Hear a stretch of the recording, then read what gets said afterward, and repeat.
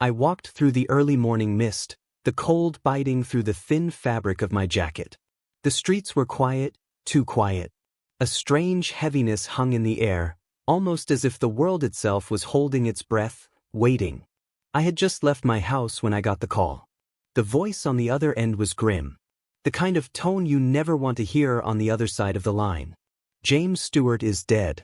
Found this morning on the grounds of Cameron Harris's estate. Blunt force trauma to the head. We need you here now. I didn't ask questions. I didn't need to. The name Cameron Harris hit me like a punch to the gut. Harris wasn't just any name around here. He was one of the wealthiest and most influential men in town. A man whose reputation for power, ruthlessness, and secrecy was whispered about in hushed tones, but never openly questioned. I had been tangled in his orbit for years, and now, it seemed, he was about to pull me into something deeper, something darker. By the time I arrived at the scene, the place was swarming with uniformed officers, their blue lights flashing in the fog like eerie beacons. The house itself stood behind a high iron gate, a sprawling mansion with centuries-old stone walls that seemed to weigh down on anyone who stepped onto the grounds. It looked like the kind of house that kept secrets, dark, buried secrets, and I had a sinking feeling that this murder was going to bring them to light. I approached the main entrance, where Detective Anna Ramirez was standing. She was a seasoned officer, sharp and no-nonsense, but there was something in her eyes as she looked at me that I couldn't quite place. Worry? Fear? I wasn't sure. You're the one who found the body? I asked, my voice low as I took in the scene around me. She nodded, her face tight with tension. Yeah. The gardener found him first. Poor guy's in shock. I don't know how much he actually saw. We both turned to look at the body. James Stewart, the victim, was lying face down on the grass, his once handsome features now twisted in an unnatural angle. Blood pooled around his head like a dark halo. His body was still warm, though just barely. I could see the marks on his skull, the way it had been crushed in from a single, brutal blow. It wasn't just a murder, it was an execution. How did it happen? I asked, keeping my voice steady despite the sickening knot in my stomach. The image of James' lifeless body would haunt me for a long time. Ramirez exhaled sharply, shaking her head. We're still piecing it together. But we know this much, the guy didn't stand a chance. He was hit from behind with something heavy. Could have been a rock, a piece of metal, hell, even a hammer. But whoever did it, they wanted him dead. No struggle. No defense. Just a clean, brutal hit. I could feel the weight of her words, and I couldn't help but wonder, had Stewart known his killer? Was this personal? We moved closer to the body. I took in the details. The victim had been wearing a faded jacket, torn at the sleeves, and a pair of worn-out sneakers that looked completely out of place for someone who was supposed to be attending a meeting at one of the wealthiest estates in the area. But then again, Stewart hadn't exactly been a fixture in the town's upper crust. He had come from nothing, a small-time hustler trying to climb the social ladder, desperate to get his hands on anything that could bring him a taste of the good life. And somewhere along the way, he'd crossed paths with the wrong people. I know this looks bad, Ramirez said, interrupting my thoughts. But there's more to this than we're seeing right now. Whoever killed him wanted to make a statement. A statement? What kind of statement? I asked, my voice a little sharper than I intended. She met my eyes, her expression unreadable. The kind that says, "Don't mess with me." Before I could respond, one of the officers approached us, holding out a piece of paper. "Detective, we found something," he said, his voice tense. Ramirez took the paper, scanning it quickly. Her eyes narrowed. "What is it?" "A note. It was found in Stewart's pocket." She unfolded the paper, her eyes flicking back and forth over the scrawled handwriting. I couldn't see the words from where I stood, but the way her face shifted told me everything I needed to know. Whatever it wasn't good. She looked up at me, the tension palpable in the air between us. "It's a warning. And it's signed with the letter Ch." The letter Ch hung in the air like a death sentence. It didn't take a genius to figure out who that Ch stood for. Cameron Harris. The fact that the note was found on Stewart's body, on Harris's property, left no room for doubt. Whoever had written it wasn't just sending a message to Stewart. They were sending a message to Harris as well. And whatever this message was, it wasn't a good one. Cameron's gonna be pissed, I muttered under my breath. Ramirez didn't respond, but I could see the unease in her eyes. She'd been around long enough to know how things worked in Harris's world, and it wasn't pretty. Cameron didn't take threats lightly. He crushed them before they had a chance to spread. And now, it seemed, someone had made the mistake of underestimating him. We're not the only ones looking into this, Ramirez finally said, her voice low. Word's already out that Stewart was seen around here a lot lately. I've got a feeling Harris is going to be involved whether he wants to be or not. I could hear the underlying tension in her voice, the concern. Harris had a way of getting what he wanted, and that often meant making problems disappear. I'd seen it firsthand. But this time, I had a feeling it was different. Stewart wasn't just some lowlife to be discarded. He had been trying to make a name for himself, and that alone made him dangerous in Harris's eyes. What's our next move? I asked. Ramirez paused as if weighing her options. Then, with a resigned sigh, she said, we go straight to Harris. We have to ask him what he knows about Stewart. If he's involved in any way, this could get a lot worse. I nodded, knowing that this was only the beginning. We were about to dive into a world of power, money, and corruption, a world that had destroyed more than one person in the past. And now, it was about to claim another victim. As we walked back to the car, I couldn't shake the feeling that something was off. There was more to this than a simple murder. James Stewart's death was a warning, yes, but to who? And why now?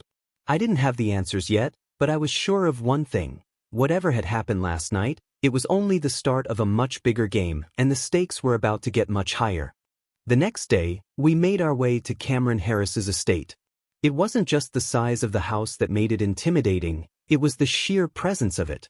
Everything about the place screamed power, black wrought iron gates, marble statues in the garden, and the tall, looming walls that shielded whatever went on inside from the rest of the world. If you didn't know better, you'd think it was a fortress, built to keep secrets in and people out. And in this case, I had a feeling that the secrets inside were darker than anyone outside could imagine. When we arrived, we were greeted by a cold, quiet air.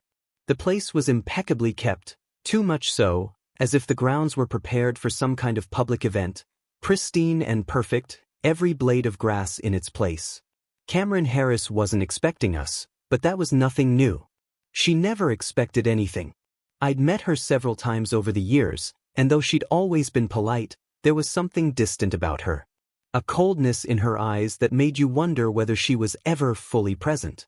It wasn't just her wealth that made her this way, it was something deeper, a calculated detachment, an almost imperceptible air of control that she held over every room she stepped into. She greeted us at the door, her face composed, but there was something off in her eyes, something I couldn't quite place. Nervousness, maybe? It wasn't the kind of nervousness that would come with a murder investigation, but the kind you get when you've been caught up in something that you thought you could keep hidden. Detective, she said, her voice smooth but tight. I told you everything I know. I nodded but didn't say anything. There was no use in pushing her yet. We had to play it cool, let her talk and see what came up. We stepped inside, and the house was as grand as expected, dark wood paneling, grandiose chandeliers, antique furniture that looked like it had been imported from a different century. Everything was in perfect order, just like the outside. Nothing seemed out of place, except for the air of tension that hung between us. I could feel it in the way she moved, the way her eyes darted from one corner of the room to the next. The silence was almost oppressive, like she was waiting for something to happen, like the truth would spill out if she stayed still for too long. Have a seat, she said, motioning to the sofa, her hands folded neatly in front of her. She didn't sit down, though. Instead, she stood by the large bay window, looking out at the garden, as if there were something outside that caught her attention. I watched her for a moment, waiting for her to speak again, but the longer the silence stretched, the more I felt her anxiety grow. You said you didn't know James Stewart well, I began, testing the waters. But you were close enough for him to be on your property. Close enough to be found dead here.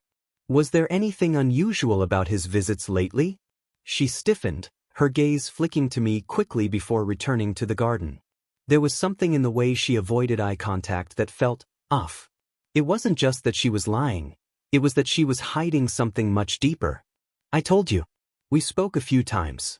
He was persistent. He wanted something from me, she replied, her voice almost too calm. But I never had anything to do with his death. I studied her, my mind running through everything I knew about her. Cameron Harris wasn't the kind of woman who would get tangled up in something as messy as a murder. She was smarter than that, much smarter. And yet, there was this strange vibe in the room, like she was standing just a little too still, like a cat waiting to pounce or a snake coiled and ready to strike. Persistent? I repeated, letting the word hang in the air. How persistent? She looked at me then, her eyes sharp but betraying just a flicker of something. Fear? Guilt? Whatever it wasn't something I'd seen in her before. I told him to leave me alone, she said, her voice hardening a bit. I didn't want to be involved. He wasn't my type. I noticed the slight quiver in her voice as she said those last words. I wasn't buying it. The whole situation didn't add up. Cameron Harris wasn't the type to let someone like James Stewart, a nobody, get under her skin. But there was something else here. Something she wasn't saying. Can you explain this? I said, pulling a small piece of evidence from my pocket. It was a photograph, one of the ones that had been found in Stewart's pocket. It was a photo of him, standing with Cameron in what looked like a much more personal setting. A private dinner, perhaps? The kind of photo you don't take with someone you just met a few times. I held the photo up to her, watching for her reaction. She blinked, and for the first time, her composure faltered. Her lips parted, but no words came out at first. Then, slowly, her eyes narrowed, and she took a step back, as if she were trying to gather herself.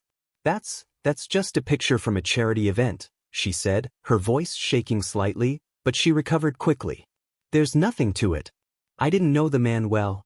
I stared at her, trying to read her. It was the same story she'd told before, but there was something in her eyes now, something that didn't sit right. The way her hands twitched ever so slightly at her sides, the way she avoided looking directly at the photograph, it didn't add up. I'd seen nervousness in people before, but this was different. She was hiding something and I was about to find out what. Cameron, if you're trying to protect someone, it's not going to work, I said quietly, letting the weight of the words sink in. James Stewart's dead. Someone killed him, and we're going to find out who. It could be someone close to you. It could be someone who knows you better than you think. Her eyes flicked to the window again, and for a brief second, I thought I saw a trace of fear there. Not fear of being caught, but fear of something much bigger. Something she knew was coming. I didn't kill him, she said, her voice suddenly low, almost pleading. I'm telling you the truth. I don't know what happened to him, but I wasn't convinced. Not yet. There were too many things that didn't line up. James Stewart's death wasn't just random. And the fact that Cameron Harris was so jittery, so quick to deny everything, meant that there was more to the story than she was letting on. I glanced around the room, taking in every detail, every inch of the space. The luxury was overwhelming, but in that moment, it felt cold, distant, even oppressive. There was something off about this house, something that didn't sit right. I'll be back, I said, turning toward the door. And when I come back, I expect more than just your word. I need answers, Cameron. As I left the room, the door closing behind me, I could feel her watching me, the weight of her gaze heavy on my back. Whatever she was hiding, I was getting closer. The walls were starting to crumble, and she knew it. But I also knew one thing. I wasn't leaving until I got the truth. The next few days were a blur of interviews, evidence gathering, and dead ends. But the more I dug into the case, the more one thing kept nagging at me: the footprints. There had been a set found near James Stewart's body, leading away from the crime scene, and they weren't Cameron's. They were bigger than hers but smaller than James, a strange, almost perfect in-between size. I kept coming back to that, running the numbers in my head over and over, trying to fit the puzzle pieces together. Who had been at the scene that night? Who could have been there without Cameron noticing? I didn't know if she was playing me or if she truly didn't know, but one thing was clear: this wasn't just her mess. There was someone else involved. Detective Laura Mitchell, who had been handling the case with me, wasn't so sure about Cameron's story either. But she was more cautious, more reserved in her approach. She didn't let the nerves get to her as I did, always staying level-headed, keeping things close to the chest. Mitchell was sharp, always thinking 2 steps ahead. And she'd already started asking questions I hadn't even thought of. "Look at this," Mitchell said one morning, pulling a photo from her folder. It was an image from the security cameras around Harris's estate, taken the night James was murdered. At first glance, it didn't seem like much, just a blurry figure walking near the gates, but when I focused in, something caught my attention. It was Alexander, Lana's friend. "Why is he here?" I asked, studying the grainy photo. Alexander had been seen on the periphery of the events surrounding Stuart's death, but no one had taken him seriously. He was a loose end, someone who seemed to be everywhere but nowhere at the same time. He wasn't directly involved, at least not in any official capacity, but his presence was starting to feel like more than coincidence. He was constantly around Lana, and Lana was tied up in all this somehow, even if she wasn't the one pulling the strings. Mitchell looked over the photo and then back at me, a dark look crossing her face. "He's always hanging around when there's trouble, isn't he? Always just out of sight, but never too far." It wasn't the first time we'd spoken about Alexander.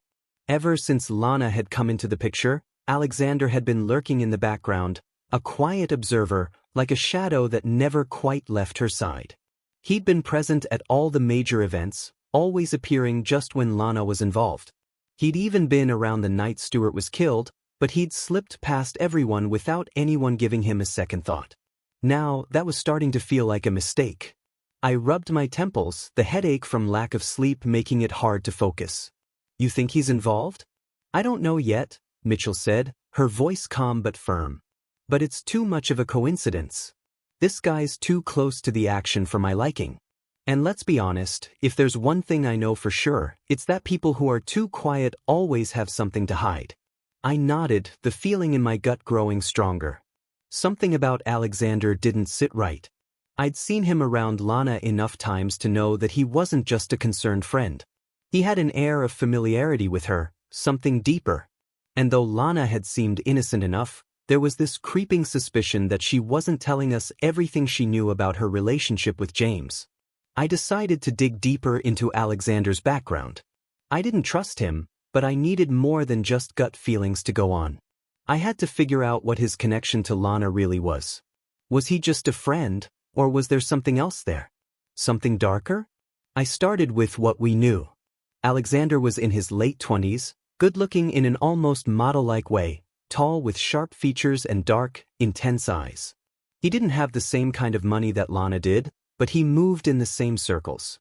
I'd seen him at events, always by her side, always watching from a distance, never getting too close but never too far away either. Always lurking in the background, just out of the frame, as if he were waiting for something to happen. As I went through his history, I learned that he had no criminal record, at least not one that anyone could prove. But there were rumors. People spoke about his connections to unsavory characters. The kind of people who don't mind getting their hands dirty when it's convenient. And I couldn't ignore the whispers about him having a reputation for using people, making connections, using leverage, and never letting things go. Some people said he was just a networker, others whispered he was more like a fixer. Whatever he wasn't exactly a man to be trusted. I also found something else. Alexander had been living with Lana for the past few months. Not officially, but he was always at her place, practically living there. The landlord had confirmed it, though Lana had tried to play it off like he just came by a lot. That I knew was a lie. And if I was right, Lana and Alexander had more than just a friendly connection. There was something between them, something unspoken and complicated. Maybe it was more than just a friendship. Maybe it was something deeper. But what was it? And why had they been so secretive about it? Mitchell and I met up again that evening to compare notes, and I could tell she was just as unsettled as I was. She hadn't gotten much more out of Lana, who was still denying everything, but there was something in her demeanor that suggested she knew more than she was letting on. "She's hiding something, Laura. I can feel it," I said, slamming the folder down on the table. "Lana knows something. She's too calm about all this. She's not afraid. And Alexander, he's too involved in all of this. He's not just a bystander. Mitchell nodded slowly, her eyes narrowing as she processed the information. We need to get to him. We need to bring him in and see what he knows. And if he's hiding something, he'll crack under pressure. I agreed, but there was one thing I couldn't shake. The more I thought about it, the more it seemed like Lana was the key to all of this. She and Alexander were tangled up in something that wasn't just about James Stewart's murder. And if we were going to get to the bottom of this, we had to figure out what exactly they were hiding. The next day, we arranged to meet Alexander. He was staying at a friend's house, but we had enough leverage to get him to agree to an interview. I wasn't sure how much he'd cooperate, but I knew one thing for sure. This was the moment where the whole case could go one of two ways. Either we were about to break through, or we were walking straight into a web of lies that could swallow us whole. As I prepared for the interview, I couldn't shake the feeling that something was coming, something bigger than any of us realized. And if I was right, Alexander was the last piece of the puzzle. The investigation was starting to feel like a maze with no clear exit. Every time I thought we were getting closer to something, another piece of the puzzle slid out of place. But then, in the midst of all the noise, something solid came through: Alexander's notebook. It had been found in a locker at his temporary apartment, the same place he'd been staying after Lana had moved out.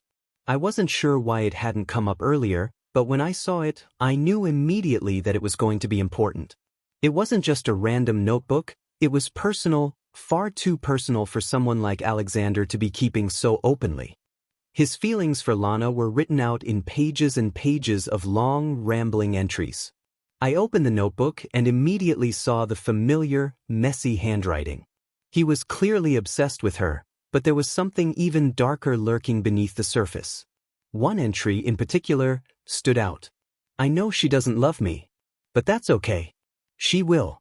I just have to be patient. I've seen the way she looks at me when she thinks no one is watching. She's confused, but she'll come around. I stopped reading for a moment, the weight of the words sinking in. It was clear now. His feelings for Lana were intense, and not just that I think I'm in love with her kind of intense. No, this was something deeper, more dangerous. He didn't just want her affection, he felt entitled to it. And that meant he was paying way too much attention to her personal life. As I flipped through the rest of the pages, I saw more of the same, obsessive notes about her every move, every smile, every glance she gave him. He wasn't just infatuated, he was watching her in a way that felt more like stalking. He knew things about her that no one should know unless they were following her every step. His words painted a picture of someone who was not just frustrated by Lana's apparent lack of interest, but angry at the idea that she might choose someone else over him. It made sense now, the way he'd been hovering around her since James' death. But it didn't stop there. It made me reconsider his connection to the murder. Alexander had been the kind of person who, when his feelings weren't returned, could become dangerous. And James, as far as I could see, was in the way. Lana had been wrapped up in her own emotions, but maybe she didn't see what was right in front of her, the possibility that Alexander might have taken his feelings too far. But we weren't done. No, something else surfaced the next day, something that made the hairs on the back of my neck stand up. Mitchell and I were going over security footage from the night of the murder when something caught her eye. It was a low-resolution clip from a camera near Cameron's house, and at first, it didn't look like much, just a shadow moving in and out of the frame. But as she zoomed in, I saw it. Alexander. He was there, outside Cameron's house, just hours before James' body was found. It was enough to send a chill down my spine. Alexander had been spotted in the area. Why was he there? He had no business being near Cameron's house, especially on that particular night. The footage wasn't clear enough to show what he was doing exactly, but there was no mistaking him. He was standing by the fence, his hands in his pockets, looking around like he was waiting for something or someone. He didn't seem concerned about being seen, which only made it more unsettling. He was too casual, like he had done this before. There was a part of me that wanted to believe it was all a coincidence. That maybe he had just been passing by or was there for some unrelated reason. But deep down, I knew better.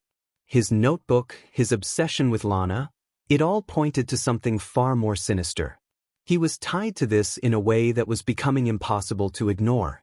As I stared at the screen, Mitchell leaned in closer. "We need to bring him in," she said quietly, her voice almost a whisper. "This isn't a coincidence. Alexander's involvement is starting to look like more than just a passing interest. He's part of this. And we need to find out exactly what he was doing at Cameron's house that night." I agreed, but there was a problem. Alexander was slippery. He'd been avoiding us at every turn, and even now, I wasn't sure if he knew we were onto him. I had a feeling he was smarter than we gave him credit for. If he knew we were getting close, he'd slip away again, leaving us with more questions than answers. We needed to be careful, methodical. We couldn't let him know we had him cornered, not yet. But the footage, the notebook, it was all coming together. And there was one thing I knew for sure: Alexander had something to hide. The question was, how far was he willing to go to keep those secrets buried? Later that evening, as Mitchell and I prepared to bring Alexander in for questioning, I couldn't shake the feeling that we were on the edge of something big, something that would turn this whole case on its head. The more I thought about it, the more it seemed like Alexander wasn't just a bystander. He was the one pulling the strings, and if we weren't careful, he might just pull the last one that would make this entire investigation fall apart. It was time to confront him. Time to find out exactly what he knew. And if he was involved in James' death, I needed to know just how far he'd gone to make sure his secret stayed hidden. As I walked out the door, ready to face him, the sense of urgency weighed on me. The clock was ticking, and I knew that the next few hours might reveal more than I was prepared for. The interrogation room was cold, sterile. I sat across from Alexander, watching him with a sense of quiet intensity. I could feel the pressure building in the air, but Alexander seemed to remain unaffected, his face calm, his hands clasped tightly on the table in front of him. His eyes, however, kept shifting nervously, never staying in one place for long. That was the first sign something wasn't right. Mitchell sat next to me, her expression unreadable. She was calm, but there was an edge to her that told me she was just as eager to get to the truth as I was. We'd gathered enough evidence to bring Alexander in, but we needed more, something that would tie him directly to James Stewart's murder. The footage, the notebook, his behavior around Lana, everything pointed to him. We just needed him to admit it. I leaned forward, looking at him steadily. "We know you were outside Cameron Harris's house the night of James' death. The security camera footage doesn't lie. What were you doing there, Alexander?" He flinched. It was slight, but it didn't escape me. For a moment, I could see the walls crack, just a little. He looked down, his fingers twitching as if he were deciding whether to speak or not. I didn't say anything, letting the silence stretch on. Silence is a weapon. I had learned that much over the years. Finally, Alexander shifted in his seat. His eyes met mine, and for a brief moment he looked like a cornered animal. I wasn't doing anything wrong. I was just passing through. I raised an eyebrow. Passing through, huh? On the night James Stewart was murdered? You've got to do better than that, Alexander. His breath hitched, and I knew I had him. It was the moment I had been waiting for. The nervousness in his demeanor was too much to ignore. I could feel it. He was breaking. Slowly but surely. Mitchell didn't waste any time. "We've got your notebook, Alexander. We know how you feel about Lana. How long have you been watching her, huh? Did you think she'd choose you over James?" I could see the tension rise in his shoulders, the way his lips tightened. He was holding something back, and I could practically see it eating him alive. He wasn't going to admit it so easily, but Mitchell knew what she was doing. Her tone was calm, but firm, pushing him, nudging him closer to the truth. Alexander opened his mouth, but no words came out at first. He swallowed hard, as if grappling with something inside of him. Then, with a shaky exhale, he spoke. "I didn't mean for it to happen like this. It just happened." My heart skipped a beat. This was it. This was the moment. I leaned forward, keeping my voice low but steady. "What happened, Alexander?" He finally looked at me directly, his eyes dark with a mix of guilt and something else, something more dangerous. "James? James was always there, always in her way. He didn't deserve her. He wasn't good enough for her. I had to do something. I had to protect her from him." I felt a chill creep up my spine. This was more than just jealousy, it was delusion. He didn't see himself as a villain. In his mind, he was the hero of this story, saving Lana from the very person she had been closest to. I didn't want to hurt her, he continued, his voice breaking. But I thought, if I could just get rid of him, then maybe she'd see me, maybe she'd understand. Maybe she'd finally realize that I'm the one who cares about her. I'm the one who knows her. Not him. It hit me like a punch to the gut. Alexander hadn't just killed James out of jealousy, he'd killed him because he believed that by doing so, he was protecting Lana. In his warped mind, James had been the obstacle keeping him from the life he thought he deserved with her. I didn't want her to hurt, Alexander muttered again, his voice trembling. She would have never been happy with him. He wasn't right for her, not like I am. I did it for her, for Lana. I felt the air in the room thicken as his words sank in. This wasn't just a crime of passion, it was a crime of possession. Alexander had believed that Lana belonged to him, and in his twisted mind, killing James was the only way to set things right. He had been consumed by his obsession, his need for control, and he had convinced himself that it was all for her, when in reality, it was all for him. I sat back, trying to process what he had just confessed. But I wasn't about to let him off the hook just yet. So you thought killing James was the solution? You thought that was going to make Lana love you? He didn't answer immediately. His gaze dropped to the table, his hands now trembling slightly. I didn't know what else to do. I saw them together. I saw how happy she was with him, and I couldn't stand it. I just snapped. I went to the house. I waited until he was alone and I hit him. I didn't mean for it to get so messy, but I thought if I could just make him go away, it would all be better. I could barely wrap my mind around what he was saying. His confession was raw, unhinged, but it was the truth. He had killed James because of his feelings for Lana. He had convinced himself that he was saving her from the pain of a relationship he didn't approve of. Detective Mitchell and I exchanged a look. She had been right about one thing. This wasn't just a case of jealousy. This was something deeper, something more dangerous. Alexander had been so consumed by his obsession that he had convinced himself that murder was the answer. But the confession didn't end there. Mitchell's voice was quiet but pointed when she spoke next. Lana doesn't know, does she, Alexander? She doesn't know what you've done. She doesn't know the lengths you've gone to. He flinched again, his eyes darting nervously. Oh, she can't know. She'll hate me. She'll never forgive me. She has to stay away from all of this. I could see the fear in his eyes. The fear of losing Lana, of her finding out what he had done and how far he had gone for his twisted love. The room was heavy with the weight of his confession. We had the truth now, but it wasn't as simple as just bringing him to justice. There was Lana to consider. She had no idea what was happening behind the scenes, and now she had to be told everything. How she would react, I had no idea, but one thing was certain, everything was about to change. As Mitchell reached for the phone to start the process of officially charging Alexander, I felt the gravity of the moment sink in. The case was closed, but the real work was only just beginning. The moment I told Lana about Alexander's confession, I could see her world crack open. Her face paled, her eyes widened, and for a few long seconds, she just stared at me, unable to process what I was saying. It was as if the very ground beneath her feet had disappeared. I had expected shock, but what I saw was something deeper. A raw, visceral disbelief that someone she had trusted, someone she had considered a friend, could be capable of such violence. Are you sure? Her voice was a whisper, barely audible as she clutched the sides of her chair, her knuckles white from the pressure. This can't be true. It just doesn't make sense. I could see her trying to piece together the puzzle of Alexander that she had known for years, the kind, gentle man who had been there for her, who had always seemed to want nothing more than her happiness. But now, all of that had been shattered. The truth was undeniable, but the weight of it was crushing. Lana, he confessed. He admitted it. He killed James because he thought it would bring you to him, I said softly, watching her process every word. He believed he was saving you from the pain of being with someone he didn't think was worthy of you.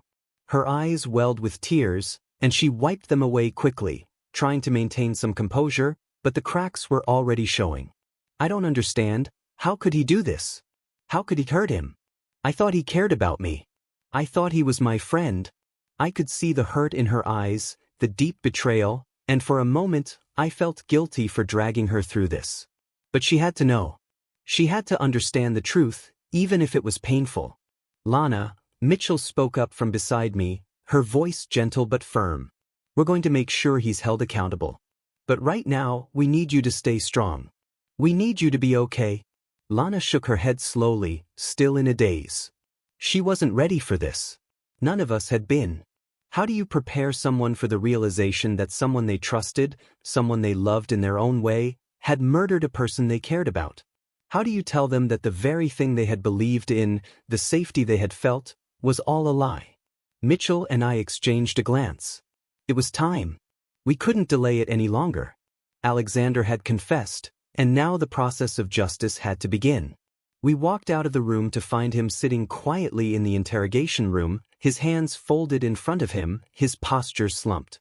He looked broken in a way. The man who had once been so full of confidence was now a shell of himself. When he saw us enter, he didn't flinch. He didn't even attempt to deny anything. Alexander, Mitchell said, her voice cold now. You're under arrest for the murder of James Stewart. You have the right to remain silent. He nodded slowly, his face drained of color, as if the realization of what he'd done was hitting him harder than the charges themselves. He didn't speak at first, but when Mitchell finished reading him his rights, he finally looked up at her. I never meant for it to go this far, he whispered, his voice cracking. I thought I was doing the right thing. I didn't want her to suffer. I could see the weight of his guilt and regret on his face, but it didn't change anything. It didn't change what he had done. Take him away, Mitchell said, and with that, the guards moved in, shackling him and leading him out of the room. I felt a strange emptiness as I watched them take him away. The case was closed, the answers had been found, but the cost of those answers had been too high. There was no satisfaction in bringing him to justice. There was just emptiness. When the door closed behind him, I turned to Lana. She was sitting in the same spot, her hands trembling in her lap. Her eyes were distant, as if she was somewhere else entirely, far away from this moment. I don't know what to do, she said, her voice barely audible. I can't believe he did that. He was supposed to be my friend. How could he do this to me?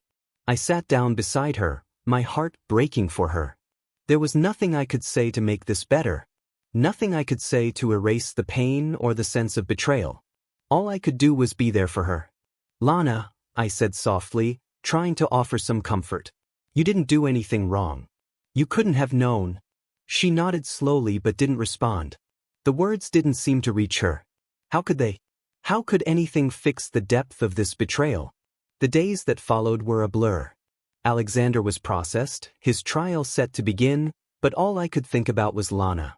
She had lost everything, her friend, her sense of security, her trust in the people around her. It wasn't just James' death she was grieving now. It was the death of a friendship, of everything she had believed in. I checked in on her as much as I could, but it was clear that this was something she was going to have to face on her own, in her own time. She couldn't hide from it, no matter how much she wanted to. In the weeks after Alexander was taken away, I saw the toll it had taken on her. She started withdrawing from the people around her, isolating herself in ways that made me worry. She spent hours staring out of windows, her face blank. Her laughter, once so bright and full of life, was gone. There was a heaviness to her now, a sadness that I couldn't reach. I wanted to help, but I knew there was nothing I could do to erase what had happened. There were no words of comfort that would make it better. All I could do was be there when she needed me, even if that meant sitting in silence for hours. But I could tell that she was on a long road to recovery. It wasn't going to be quick or easy. She was going to have to rebuild her life from the ground up, and the hardest part was going to be learning to trust again. How do you trust someone when the person you trusted the most had shattered that belief with murder? I wasn't sure how Lana would find her way back from this, but I knew one thing for sure, she wasn't alone. She would make it through this, and we would all be there to help her pick up the pieces. But for now, all we could do was take it one day at a time. And I could only hope that with time, the darkness would begin to fade, and Lana would find a way to heal.